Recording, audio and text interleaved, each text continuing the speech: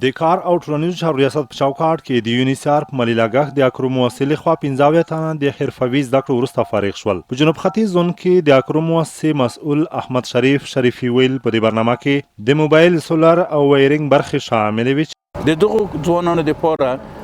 حرفوي زده کړو پروګرام دی چې نن تاسو د دې غونډې په ترڅ کې شاهد د 15 ځوانانو چې 50 کسه د موبایل د ترمیم نه او 25 کسه د سولر او د وایرینګ د برخې نه فارغ شول.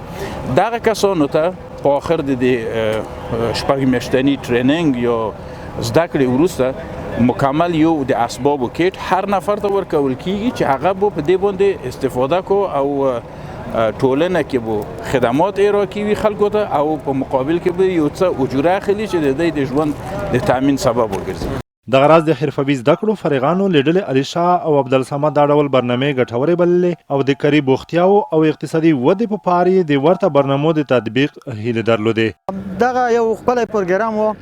پخوا وختو کې د ځوانان بیروزګار او کومه کاري بوختیا نه لرله مواد مخدره مختار شي یا نور نوړه کارونه وکي خو خوشبختانه نوموړي ځوانان مسلکي ورزول شول په راتلونکي به دوی ټولنې ته خدمات عرضه کوي او خپل کورنۍ ته ولاله نه پکا ګټي. اوس دکان لګوم او چې ترڅو خپل کورنۍ ته حلال نه پکا وګټم